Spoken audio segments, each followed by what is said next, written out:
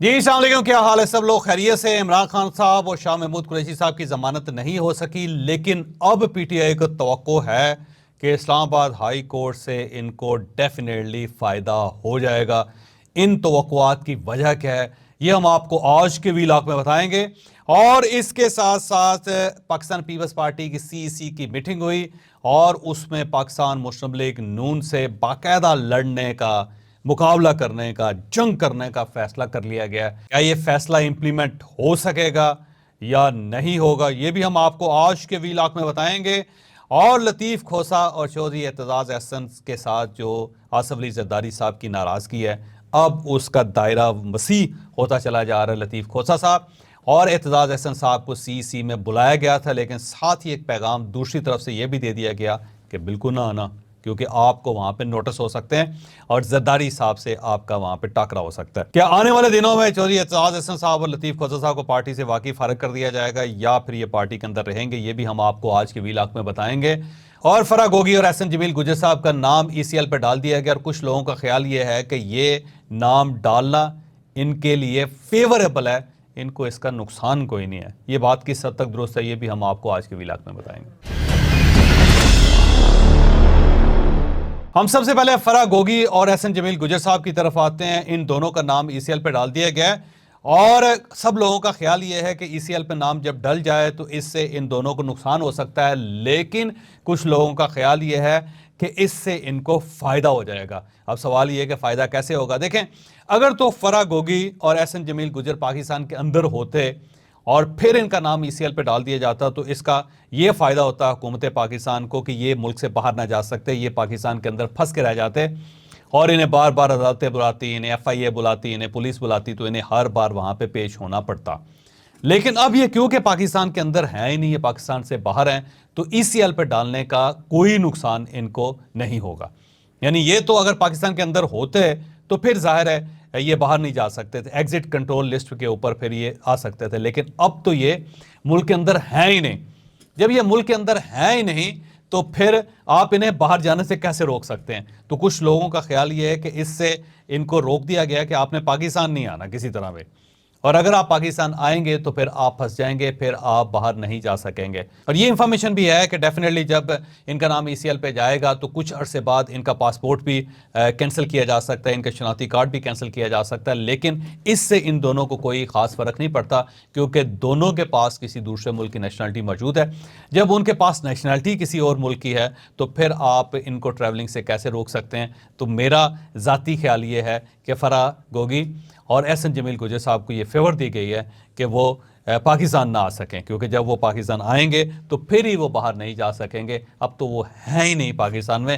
بلکہ کوئی ایسی پاکستان کے اندر فہرست ہونی چاہیے تھی، کوئی ایسی لسٹ ہونی چاہیے تھی جس میں جو باہر لوگ موجود ہیں ان کو گھیر گھار کے پاکستان لایا جائے، اور لانے کے بعد پھر یہ فیصلہ کیا جائے کہ اب یہ ملک سے باہر نہیں جا سکتے۔ تو ایسی کوئی فہرست تو ہے نہیں۔ اب جو شخص یہاں پہ ہے ہی نہیں، ان کو اگر آپ ایگزٹ کنٹرول لسٹ کے ذریعے کنٹرول کرنا چاہتے ہیں تو آپ کیسے کر سکیں گے؟ یہ ایک سوال ہے، اور کچھ لوگ یہ پوچھ رہے ہیں، اور میرا خیال یہ ہے کہ وزارت داخلہ کو اس کا جواب دینا چاہیے۔ اب آتے ہیں سی کی طرف۔ کل پاکستان پیپلز پارٹی کی سینٹرل ایگزیکٹو کمیٹی کا اجلاس ہوا، اور اس اجلاس میں چودھری اعتزاز احسن صاحب اور لطیف کھوسہ صاحب کو بھی بلایا گیا تھا، لیکن جب ان کو بلایا گیا تو سب کا خیال یہ تھا کہ یہ آئیں گے، کیونکہ یہ ان کو اپارچونٹی دی گئی ہے، اور یہ اپارچونٹی بلاول بھٹو صاحب کی طرف سے دی گئی ہے، کیونکہ آصف علی زرداری صاحب ان دونوں کی شکلیں نہیں دیکھنا چاہتے۔ لیکن پھر انہیں کسی اور ذریعے سے میسج ملا کہ آپ لوگ وہاں پہ بالکل آئیں، کیونکہ وہاں پہ آصف علی زرداری صاحب ہوں گے، اور جب آصف علی زرداری صاحب آپ کے سامنے بیٹھیں گے تو پھر آپ کو ٹھیک ٹھاک نقصان ہو سکتا ہے، کیونکہ وہ آپ کو برداشت نہیں کریں گے۔ لہذا کنٹروورسی سے بچنے کا بہترین طریقہ یہ ہے کہ آپ کوئی نہ کوئی بہانہ کر کے اپنے آپ کو دائیں بائیں کر لیں۔ اب سوال یہ تھا کہ اگر ان کو بلانا ہی نہیں تھا تو پھر سینٹرل ایگزیکٹو کمیٹی کی طرف سے ان کو دعوت کیوں دی گئی تھی؟ اس کا فائدہ یہ ہے کہ جب ان کو دعوت دے دی گئی تو اس کا مطلب یہ ہے کہ وہ ابھی تک پاکستان پیپلز پارٹی کا حصہ ہیں، اور وہ سینٹرل ایگزیکٹو کمیٹی کا بھی حصہ ہیں۔ تو جب دعوت آ جائے تو یہ ان کے لیے خوش آئند ہے، اور اگر ان کو دعوت ہی نہ دی جاتی تو پھر اس کا مطلب یہ تھا کہ ابھی پاکستان پیپلز پارٹی انہیں اپنا حصہ نہیں سمجھتی، اور وہ سینٹرل ایگزیکٹو کمیٹی کا حصہ بھی نہیں ہے۔ تو یہ جو پیغام دیا گیا اس کا فائدہ یہ ہوا کہ ان کی پارٹی کے اندر جو نشست ہے، جو پارٹی کے اندر افیلیشن ہے، اسے انشورنس مل گئے، اور اب आए वो क्यों नहीं आए, वो इसीलिए नहीं कि वो आसिफ अली जरदारी साहब का सामना नहीं करना चाहते थे, और अब क्योंकि आज भी मीटिंग है, और अगर आज आसिफ अली जरदारी साहब मीटिंग में शामिल नहीं होंगे तो फिर ये डेफिनेटली दोनों हाजिर हो सकते हैं। अब कल ही के दिन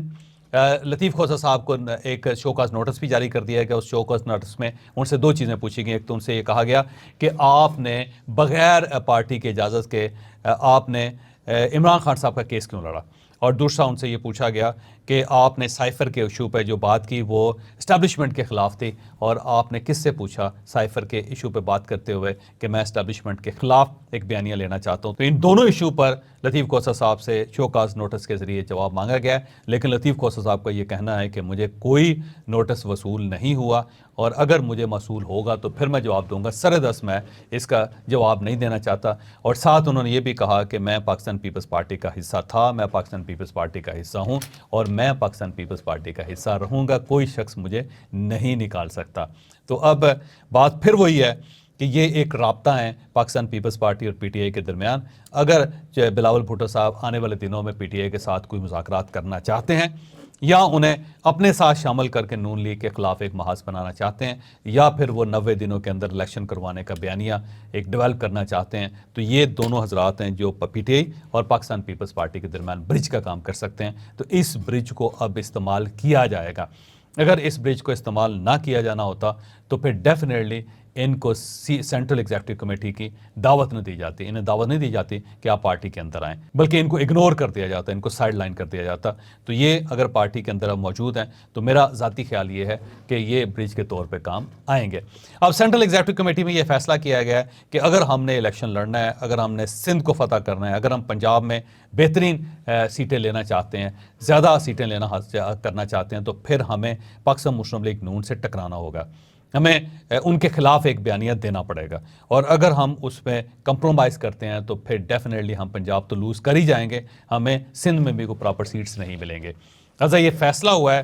कि पाकिस्तान मुस्लिम लीग नून के ख़िलाफ़ बाकायदा डंके की चोट पर लड़ा जाए। तो आज से आप महसूस करेंगे कि पाकिस्तान पीपल्स पार्टी के लोग बाकायदा मीडिया के अंदर बैठ के नून लीग की बैचिंग शुरू कर देंगे। जो पहला नुक्ता होगा बैचिंग का, ये होगा कि ये लोग जानबूझ के अगले इलेक्शन को मैनिपुलेट कर रहे हैं, और ये चाहते हैं कि इलेक्शन सस्पेंड हो जाएं या मुलतवी हो जाएं या ताख़ीर से हों, और ये फरवरी और मार्च तक इलेक्शन को खींचना चाहते हैं, जबकि पाकिस्तान पीपल्स पार्टी ये चाहती है कि फौरी तौर पर इलेक्शन करवाए जाएं। और इसके साथ साथ राना सनाउल्लाह साहब के बयानात को क्रिटिसाइज़ किया जाएगा और उनसे पूछा जाएगा कि आपको किसने बताया कि इलेक्शन फरवरी में होंगे, जबकि अभी तक ना इलेक्शन कमीशन ने कोई डेट दी है, ना निगरान हुकूमत की तरफ से कोई डेट आई है, ना अदलिया के अंदर केस पहुँचा है, तो फिर आपको ये बताया किसने। तो राना सनाउल्लाह साहब, एहसन इकबाल साहब और ख्वाजा आसिफ साहब, और आने वाले दिनों में मरियम साहिबा जो होंगी वो पाकिस्तान पीपल्स पार्टी के हदफ होंगे, और आप देखिएगा कि पाकिस्तान पीपल्स पार्टी बाकायदा तलवारें निकाल के और भाले लेके अब पाकिस्तान मुस्लिम लीग नून के ऊपर